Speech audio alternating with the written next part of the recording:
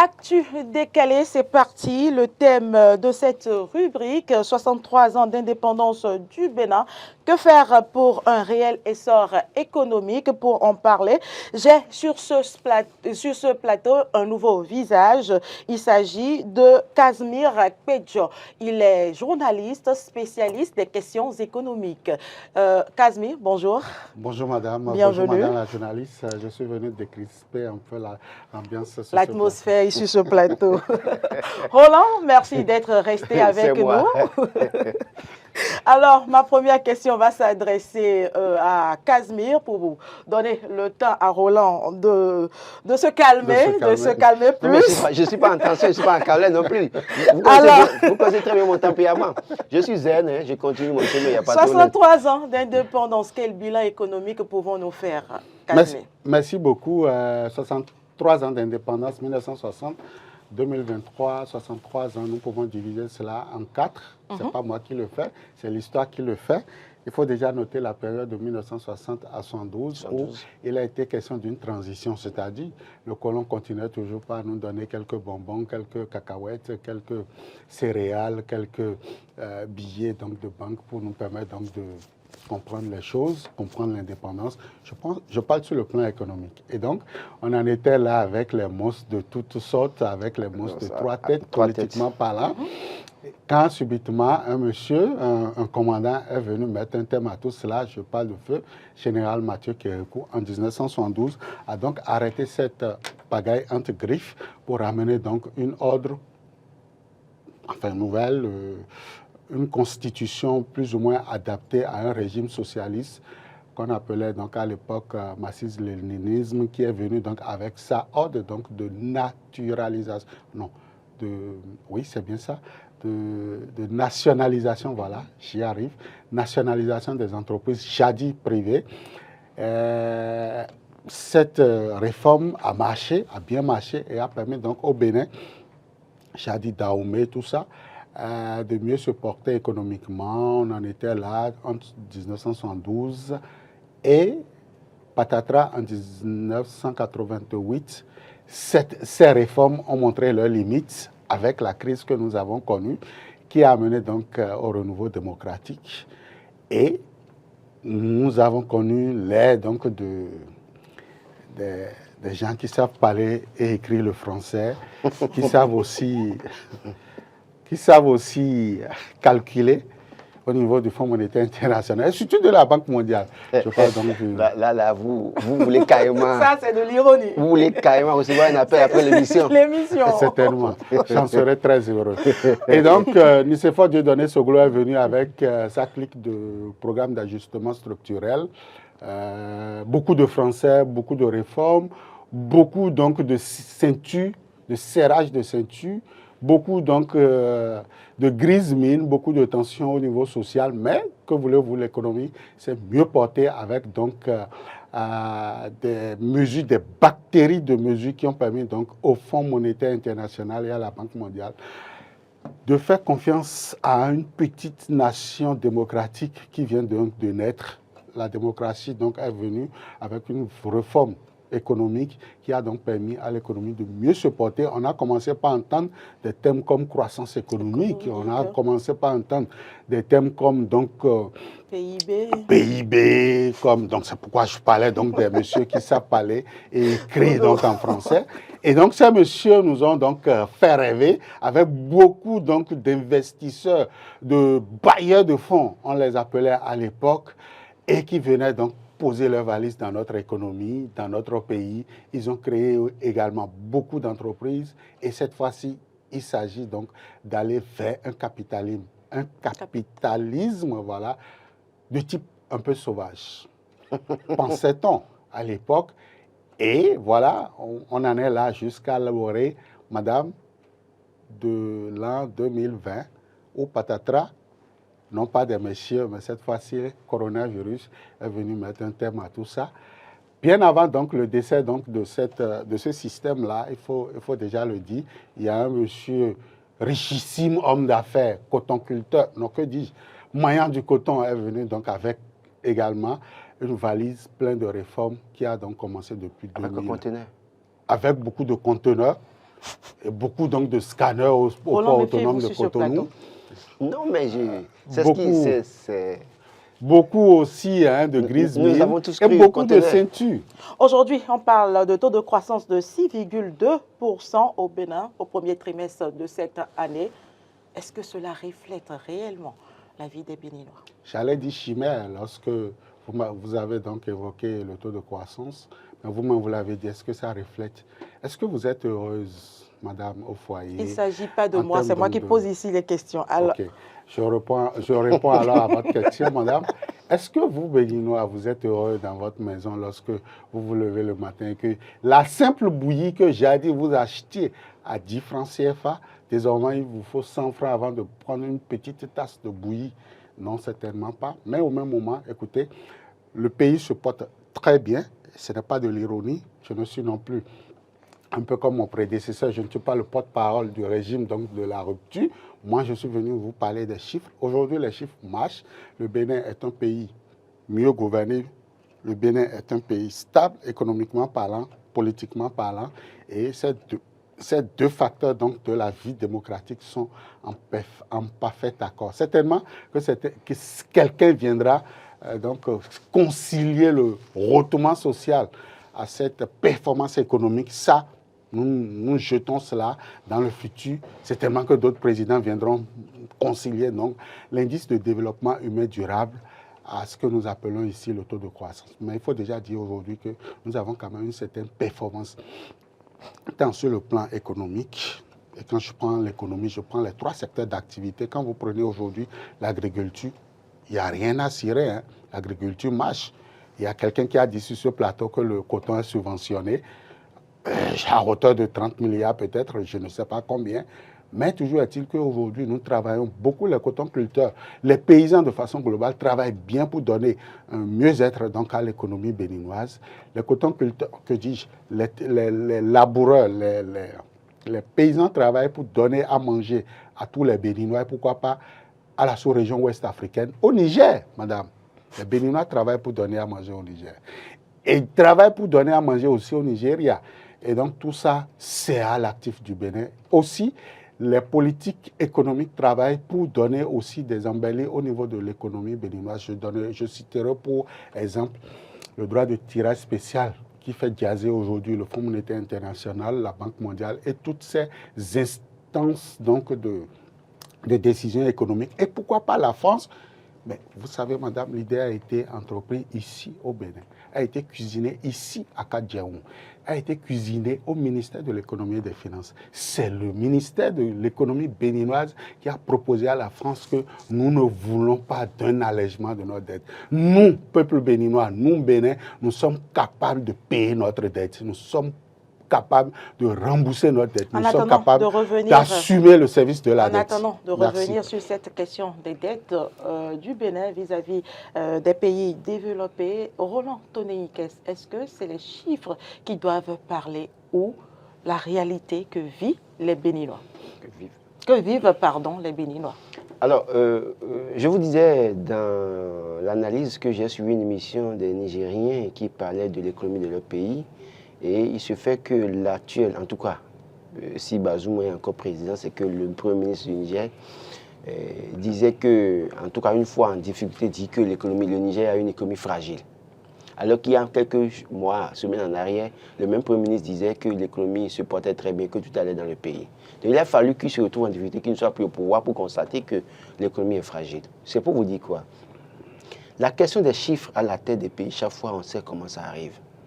Les mêmes organismes internationaux dans ce pays ont dit que tout allait si bien et très bien sous Boni Yayi. D'abord, très bien sous Mathieu Kékou. Quand Boni Yayi est arrivé, les vrais chiffres sont sortis. Boni Yayi, en tout cas les sbires de Boni Yayi à l'époque ont trouvé que Mathieu Kékou avait mal géré le pays. Et les mêmes organismes internationaux ont dit que sous Boni Yayi tout allait très bien avec le microcrédit, un certain nombre de mesures. Et les mêmes organismes sont venus après, quand Patrice est arrivé en 2016, dire que ça n'allait pas et qu'il fallait, et que c'est cette fois-ci que tout va bien, que c'est maintenant que Patrice a un travail à restructurer notre économie. C'est pour vous dire quoi? Sur la question des chiffres, il y a des variables. Et les gens se basent sur peut-être des études qu'ils ont réalisées. Et d'ailleurs, même quand on parle d'études, c'est beaucoup plus si c'est des échantillons à la limite parfois. Et malheureusement, peut-être si ceux qui doivent faire des études se trouvent dans des milieux comme Rêve pour faire des études, où les gens ont déjà le pain, le beurre tous les matins, du gâteau pour prendre le café le matin, c'est que les réponses données par ces personnes contribueront à dire que tout va bien au Bénin.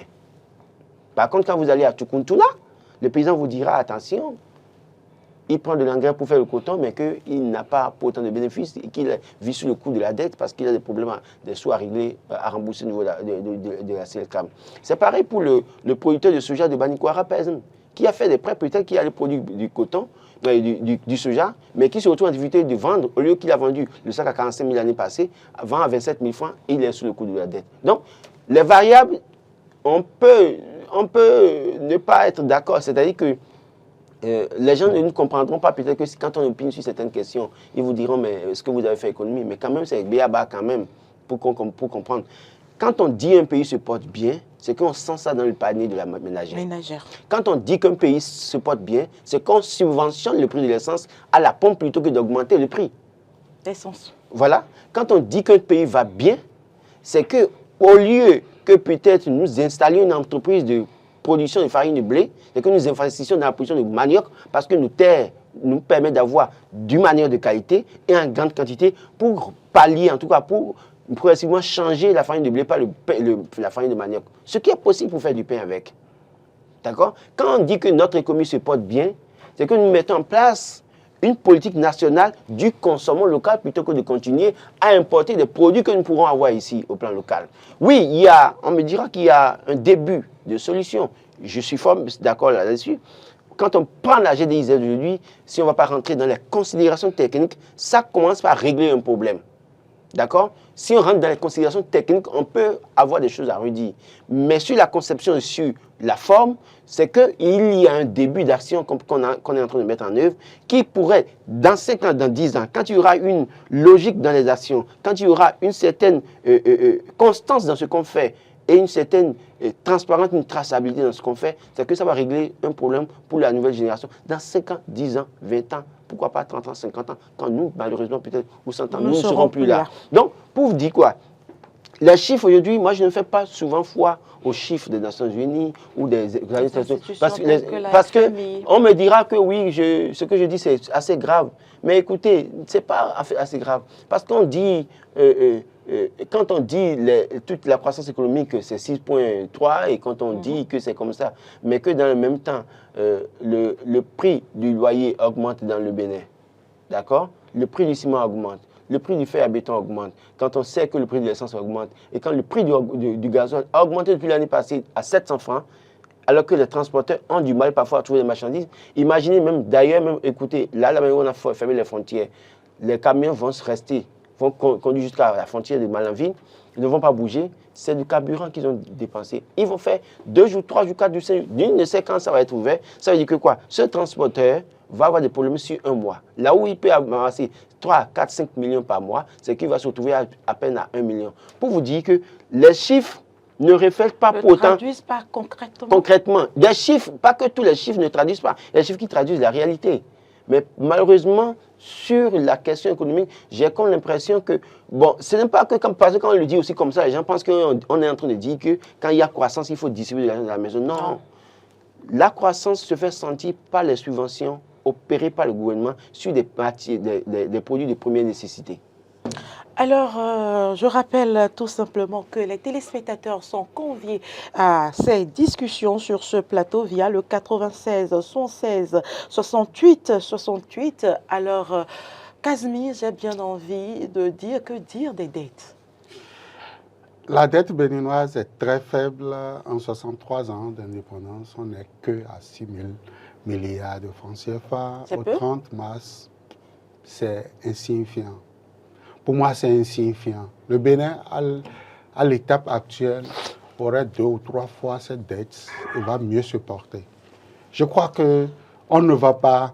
Téléspectateurs en ligne, on va poursuivre tout à l'heure. Allô, à qui ai-je l'honneur, s'il vous plaît? Je m'appelle Abdou Mohamed. Monsieur Aboudou, bonjour et bienvenue. Ce matin. Allez, votre point de vue sur la question. Ah, ça dit. 60 ans, vous avez mis 63 ans d'indépendance du Bénin. Oui. Que sont pour une règle et soit promis.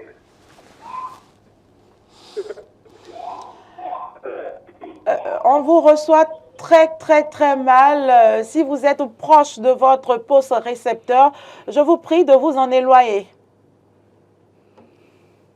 Monsieur Abdou? Apparemment, il n'est plus là. Il n'est plus là.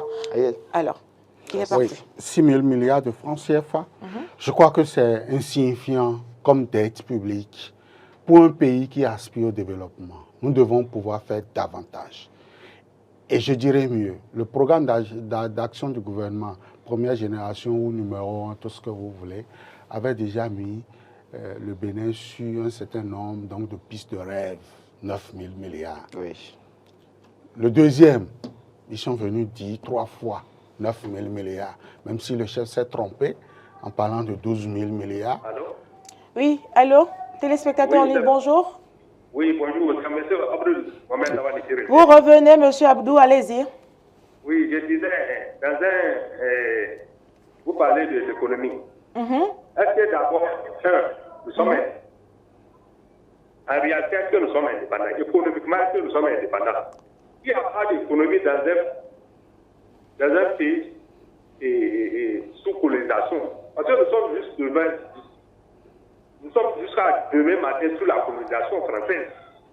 Il n'y aura pas de développement. Arrêtons de nous mentir. On a fait un faux pas, hein. On a déjà raté. On a raté. Il faut qu'on reprenne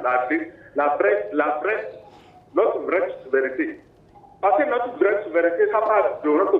Il faut qu'on ait une monnaie, une éducation, hein, pour pouvoir faire notre politique. Tout ce que vous entendez, les gens, le blabla qui dit le taux de croissance à 6%, on les dit de dire, c'est tout. On a de sérieux travail, surtout la jeunesse actuelle. On a de sérieux problèmes. Il faut qu'on se lève et qu'on défende notre patrie et notre pays, nos petits-fils qui vont venir. Parce que pour nous, c'est fini, hein. Nous sommes des générations sacrifiées. Il faut qu'on le mette ça dans notre tête. Et il faut changer tout. Même notre éducation, c'est pas, ça ne nous profite pas. Ça profite aux autres. Parce que nous, le colon nous a mis tout ça là, c'est pas pour nous développer. C'est la réalité, ça. Merci. On n'a pas d'économie dans zone. Merci, monsieur Abdou. On vous aura compris. Alors, vous étiez en train de développer. Alors donc, le chef de l'État en a parlé de 12 000 milliards. Je crois que ce n'est même pas ambitieux. Au regard des notes, des performances que nous avons, parce que je continue pas le dire, et je tiens à déjà dire, pas pour répondre à M. Abdou, mais je tiens à dire aux téléspectateurs qu'aucun pays au monde n'est indépendant économiquement parlant. Je suis venu sur ce plateau pour parler de l'économie. Je ne suis pas venu parler de la politique ni du social, rien. Je suis venu parler de l'économie. Aucun pays au monde.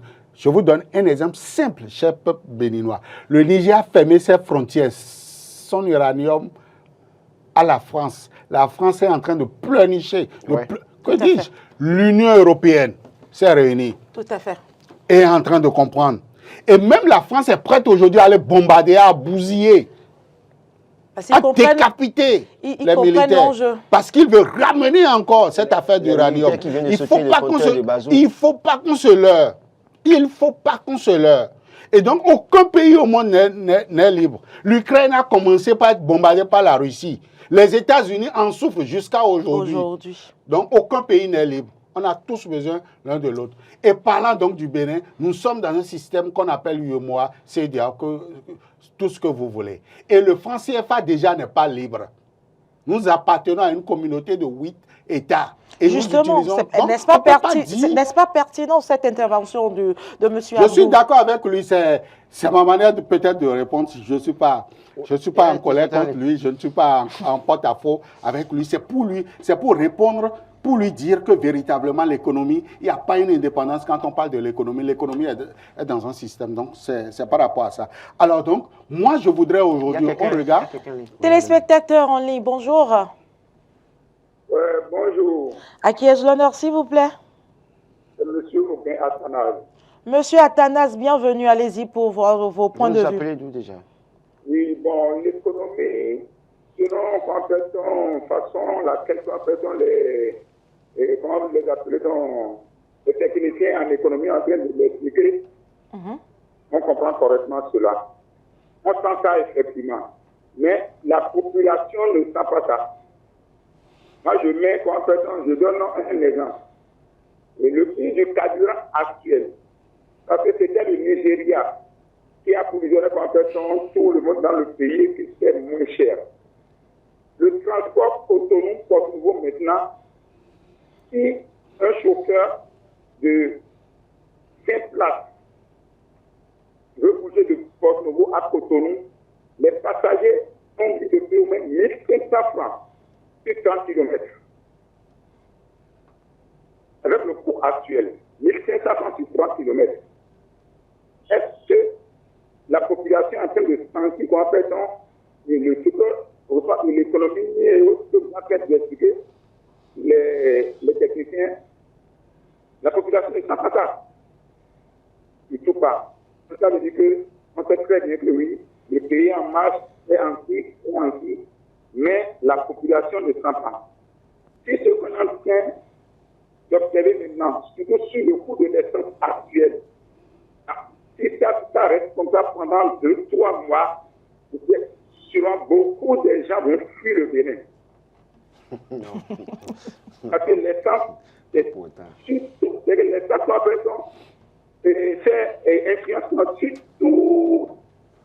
sur beaucoup de choses dans le pays. Le marchand va, les vendeurs et autres là, ils vont acheter et là où les producteurs ou bien les adducteurs ont produit. Pour ramener cette personne en ville, il y a un coût de transport. Le maïs était à 18 000 et quelques de sac. Maintenant, c'est allé jusqu'à 28 000 et quelques. Est-ce que la population est en train de sentir l'impact de ces chiffres? Il y a de surprenants dans le pays. Je vous remercie. Merci à vous, M. Athanase. Oui. Et donc, je disais que c'était trop peu. Vous avez vu l'initiative de Glo Jigbe? On doit pouvoir transposer cela également à Parakou, ou bien à Djougou ou à Natitengu. Forcément. Nous en sommes là aujourd'hui. Et là, les populations de là-bas aussi pourront dire, nous sommes aussi en train de comprendre qu'il y a un changement, il y a un début de changement de quelque chose. Vous parlez de l'essence. Entre-temps, je voudrais dire à mon très cher et ami Laurent qu'il n'y aura pas de subvention, pas un copec du gouvernement, enfin de l'État sur le carburant. Ça, ce n'est pas possible. Nous irons aux réalités aujourd'hui. Parce que pendant que vous êtes en train de parler de 700 francs environ... en ligne, bonjour. Bonjour à tout le plateau, bonjour à votre invité et à toute l'équipe d'animation Ben Kwasi Aro qui vous appelle de Wessé Ogudo. Monsieur Kwasi, bienvenue, allez-y. Merci beaucoup. C'est un thème intéressant et un thème qui devrait amener les Béninois à faire un bilan du parcours. Oui. D'où sommes-nous venus et où allons-nous? C'est un peu ça. Est-ce que, parlant d'indépendance, les Béninois et Béninois, on peut se dire qu'on peut se passer de l'Occident? Parce que depuis toujours, on était sous le joug occidental de la France. Maintenant, on s'est libéré de cette France-là. Si on s'est libéré, cela voudra dire que nous sommes totalement sommes indépendants et on a tout ce qu'il nous faut pour ne plus nous réclamer de ces courants-là. C'est clair. Maintenant, du point de vue économique, que faire pour un réel essor économique? Mais ce qu'il faut faire, il faut d'abord toucher à notre système éducatif qui ne fabrique que des chômeurs en masse. Et tout devrait commencer par là. Est-ce que les Béninois, nous sommes en mesure de fabriquer vos caméras? Est-ce que nous sommes en mesure de fabriquer des portables? C'est important. Est-ce que les ressources dont nous disposons, le fer de Lombo, est-ce que l'on peut faire la ponte du fer pour avoir des pièces pour la mécanique, fabriquer des motos? Ça va devenir des consommateurs intelligents, toujours extravertis. Est-ce que l'école ne peut pas nous amener à créer des industries? accuser les chefs d'État. On se révolte pour dire, mais on fait un système éducatif où seulement on ne parle que la langue du colonisateur. Formons-nous à partir de nos langues. On a appris de par notre histoire que, en tout temps, nos aïeux, et par la pointe, c'est la faute et du fer. C'est ça, parce que les aïeux ont fait cet effort pour transformer le fer. Ce fait est pièce de rechange. Tout ce que nous avons, maintenant, combien ça nous vient de l'Occident, de la Chine, du Japon. Mais la question, où allons-nous? On ne peut pas être indépendant tout en consommant, que tout ce que nous consommons vient de l'extérieur. Au bavardage et transformons-nous du point de vue habitude pour la technologie, pour le révolution. Et l'Afrique peut évoluer. C'est pas ce que moi je propose, il faut qu'on mette une paix et ce qui ne joue plus est réel, quoi. Merci à vous, Monsieur Kwasi. Merci à vous. Merci, Kwasi. Merci. Il faut retenir peut-être que le fait de l'Ubu lors du PEMA, le pétrole, c'est dans les cahiers, c'est ce que je disais tantôt. C'est vrai, c'est dans les cahiers. Et pourtant, c'est dans les industries désormais, il faut le dire au Bénin. Le fait n'est plus à Lumbu, mais c'est dans les Gankeke aujourd'hui. C'est dans les Nyama gâtés, comme je me plais chaque fois à le dire. C'est les Nigériens qui viennent donc collecter ces déchets donc de fer. Et c'est, figurez-vous, madame, c'est le deuxième produit d'exportation en République du Bénin. C'est pourquoi que qui allait, s'il vous plaît, qui sortait, qui était bradé presque au Bénin. Mais la ministre du Commerce aujourd'hui a mis un terme à ça. A dit, on met un terme à ça. Parce qu'il y a des entreprises locales. On va désormais nous-mêmes transformer. Voilà. Mais c'est aussi simple que ça. C'est de ça que nous sommes en train de parler sur le plateau. Et c'est ce que dit mon argument reçoit le sentiment de ce que notre auditeur, notre téléspectateur de OSC est en train de dire. C'est de ça qu'il s'agit. Durant tout le temps, on a fait croire aux Béninois qu'on a besoin d'avoir des ressources minières avant de développer un pays. On n'en a pas besoin. Le Niger a tout fait pour avoir 600 milliards de francs CFA pour faire du pipeline jusqu'à Sévin. Téléspectateurs en ligne, bonjour. Bonjour. Malheureusement. Je crois qu'aujourd'hui... Donc, le Niger, avant que je vous laisse, le Niger nous a ramené du bruit du pétrole gratuitement sur le sol béninois, sur 700 km.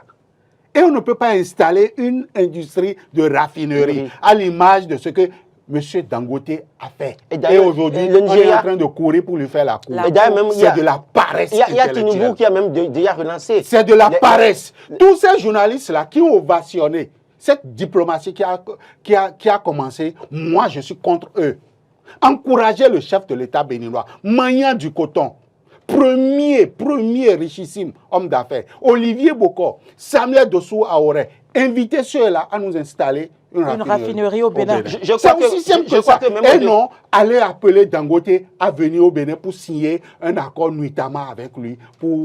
Vous n'allez pas affirmer ces genres de propos sur ce plateau parce que vous n'en savez rien. Vous n'en savez rien.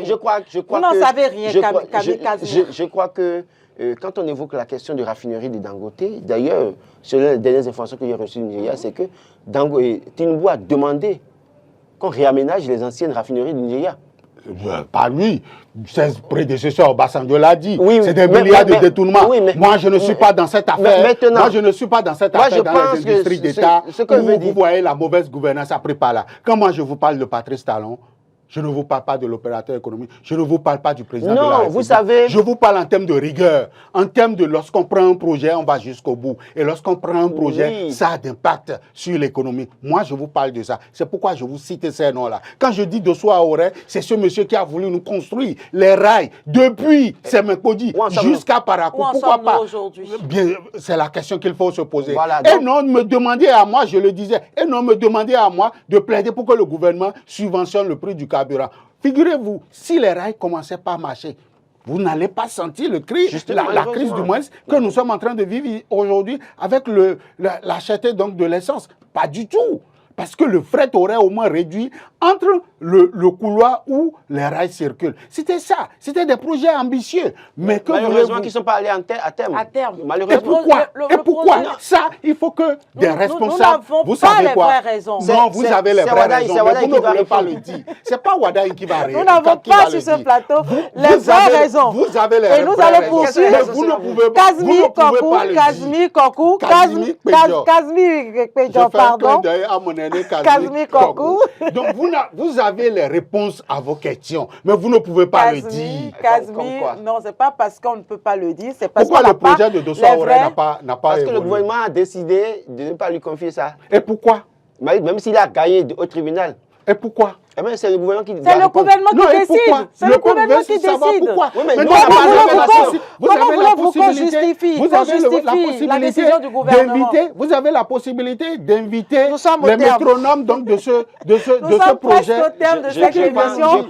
Laissez-moi lire quelques commentaires des internautes parce qu'on les prend toujours en compte. Il y a Adje Wada Pierre qui écrit « Je vous pose une question. Est-ce qu'on est vraiment indépendant ou bien l'indépendance sur papier qui date de 63 ans peut aider à faire un réel essor économique. Lutter contre le pouvoir d'achat, c'est tout. C'est David qui l'affirme. Shadrach, la jeunesse doit cesser de marcher sur la seule richesse du pays tout en se plaignant du manque d'emploi. Mais je me réjouis que la plupart des ministres ont compris et investissent dans l'agriculture. Ils ont tous une ferme. Alors, voilà l'avis de quelques internautes. Je crois que pour finir, il faut... Que faire aujourd'hui pour vraiment se développer? On est à la fin. C'est ce que je suis en train de dire. Ce n'est pas beaucoup de choses. Est-ce que vous avez le courage aujourd'hui de regarder les Nigériens en face et de leur dire bravo, ce que vous êtes en train de faire, c'est une bonne politique? Est-ce que vous, peuple béninois, vous qui avez posé donc ces questions, vous pouvez encourager les Nigériens et dire au chef de l'État, Patrice Talon, de ne pas prendre les armes pour aller combattre son jeune frère, tout simplement parce que ce monsieur a dit, enfin, les militaires ont dit, n'atterrissez pas à Niamey, et qu'il est en train de s'énerver, et qu'on ne dirige pas un pays avec les émotions, qu'on ne prend pas des décisions avec des émotions? Non. Si vous pouvez le faire, eh bien, vous allez commencer quelque chose qui n'a pas commencé. Et voilà, le réalisateur il n'en peut plus. Donc là, il veut mettre un terme à l'émission. Et il veut que ce pays se développe. Il a échoué aujourd'hui. Merci à vous, je crois que le gouvernement a fait un certain nombre de choses. La GDIZ, c'est un exemple qu'il faut promouvoir. Il a dit il faut multiplier, mais en même temps... Parce que je suis fier aujourd'hui. A été habillé au lieu de subventionner uniquement la production du coton, aller chercher moins. Non, moi je ne m'attaque pas au Attendez. Subventionner les producteurs locaux, les agriculteurs qui font le soja, qui font d'autres produits, pour que nous puissions avoir une autosuffisance alimentaire au point d'en exporter en quantité. Merci Roland, merci Kazmi. Retrouvez à partir de la semaine prochaine Maury Arnaud Agua sur cette émission Matin d'Éden. J'ai pris du plaisir à être en votre compagnie 4 semaines durant. À très bientôt.